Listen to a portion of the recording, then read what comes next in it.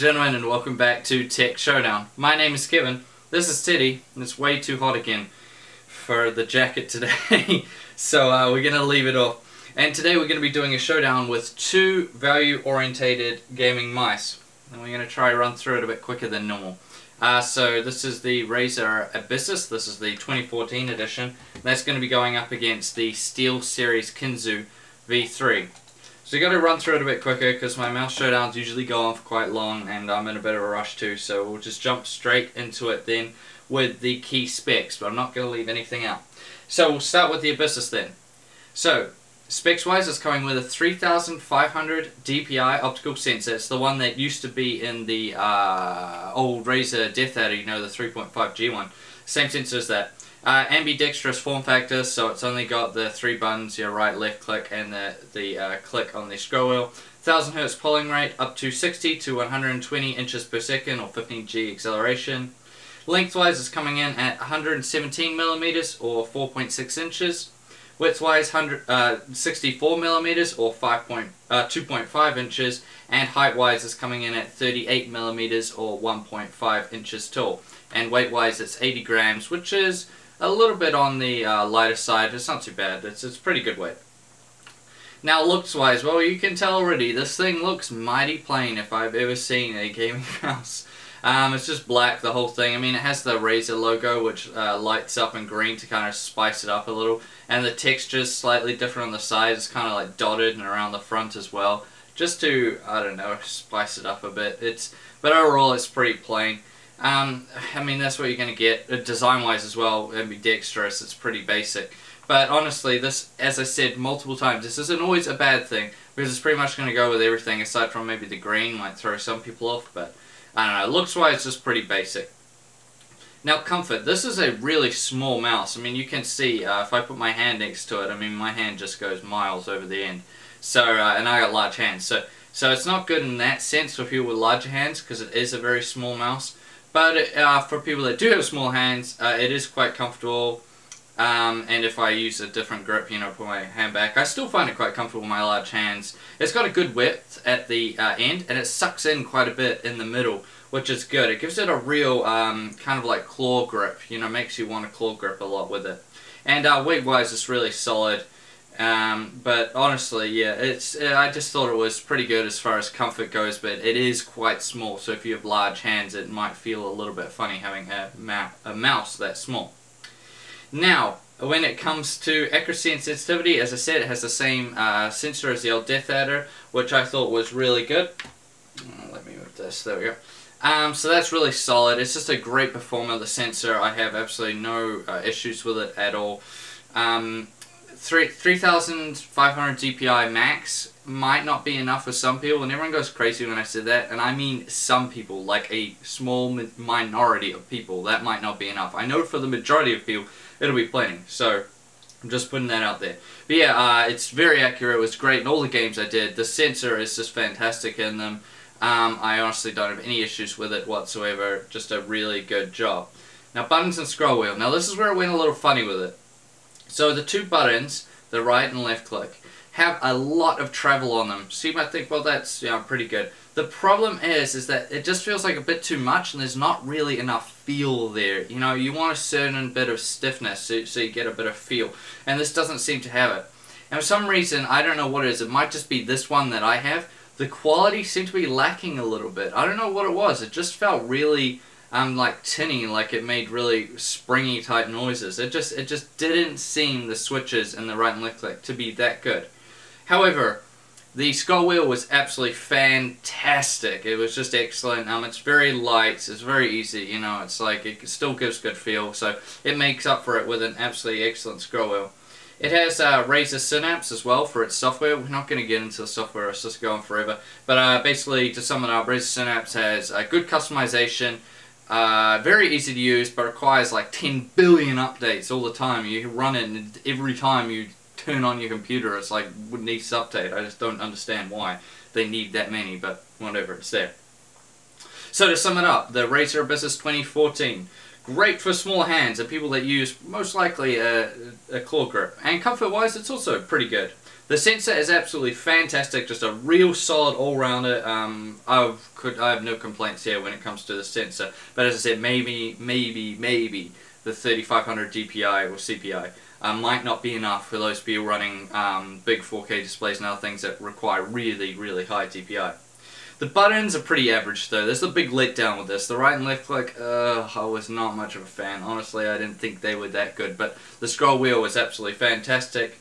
And overall, it's just a cheap but solid ambidextrous mouse with a great sensor and obviously aimed more at people with smaller hands.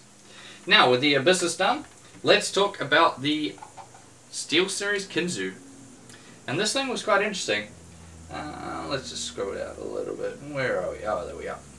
Okay. So, specs-wise with the Kinzu, by the way, this the Abyssus only comes in its black model. With this guy, I've got the white one, but it also comes in black, so don't worry if you don't want a white mouse. It does come with a black edition as well. So, it has an optical sensor with 250 to 2000 adjustable DPI, which is, that's a little bit low. 1 ms response rate, 1000 Hz polling rate. Obviously ambidextrous as well, just the 2 buttons on the outside and then a DPI adjustment button behind it, and of course you get the scroll click, so I guess you get one more button than on the Abyssus, but it's not really that much of an issue. Weight wise, it's coming in at 77 grams, so pretty much the exact same as the Abyssus, nothing really there. Now height wise, it's coming in at 35.4 millimeters tall, that's 1.39 inches. Width wise, it's coming in at 63.5 millimeters wide, that's 2.5 inches. And length is 117 millimeters, which is 4.6 inches. Both of these have rubber cables, by the way, if you didn't notice, no braided cables here. So looks wise, this one doesn't have any lighting at all, so I guess that's a little bit of a letdown if people still wanted. Like, the lighting on the Razer one's pretty limited, honestly, but I don't know. I guess it's something. But this one doesn't have any lighting at all. As I said though, you can get it in different colors, which is nice. It is a quite nice design. It's quite, you know, basic. Again, it's ambidextrous, so you can't expect too much, but in terms of a radical design, a really aggressive design. But yeah, I think it's pretty good for the most part. It just looks, you know, pretty average, kind of a little bit more on the basic side, but it's quite a sweeping design, so that's kind of cool. And it looks really smooth as well. It's only black and white, well this model is anyway, well I guess grey if you count the scroll wheel. So this one again will go with everything, so it's really good in that sense. Also, you're not going to have to worry if it's not going to match up with the rest of your peripherals. Now comfort wise, this is also really small. As I said, from the measurements, it's probably not going to be the most comfortable mouse when it comes to people with larger hands like me.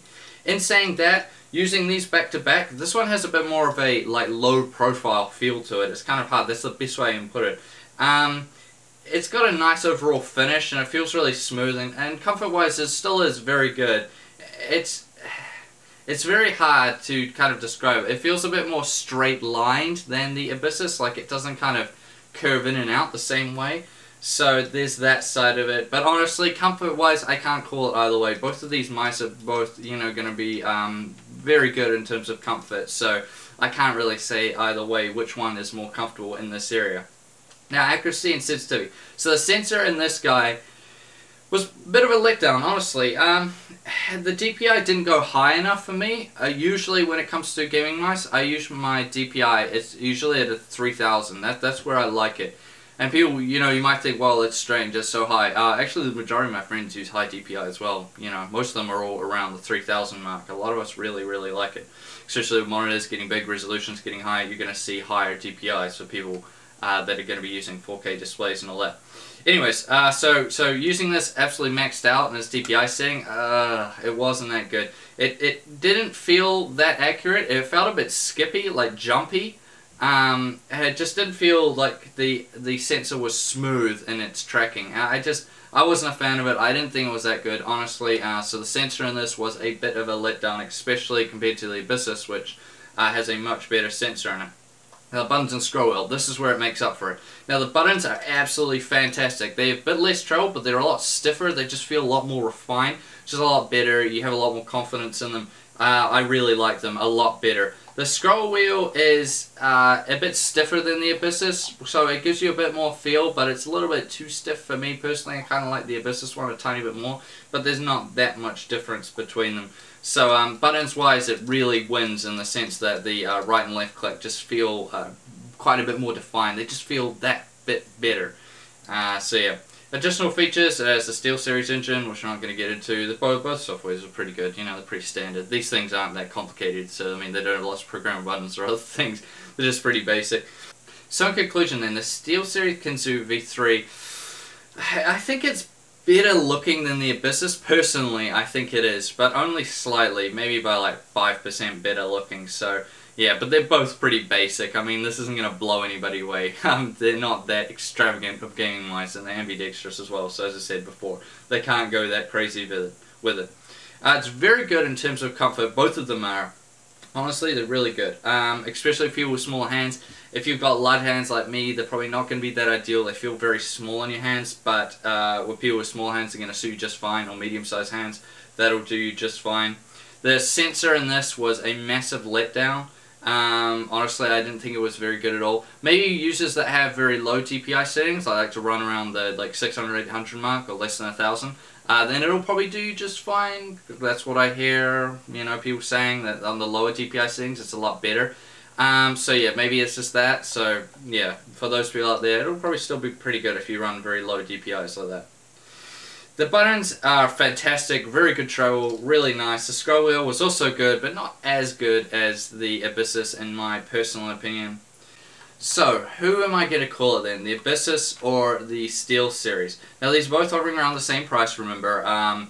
So in New Zealand right now, the Abyssus I believe is about around $60 for the most part, and the Kinzu is about $70. In the US I think that's around the same. They both hover around the 30 or 40 US mark. I'm not 100% sure. But I mean they're both in the same price bracket pretty much. So which one of these would I pick? Honestly, we have to give it to the Abyssus.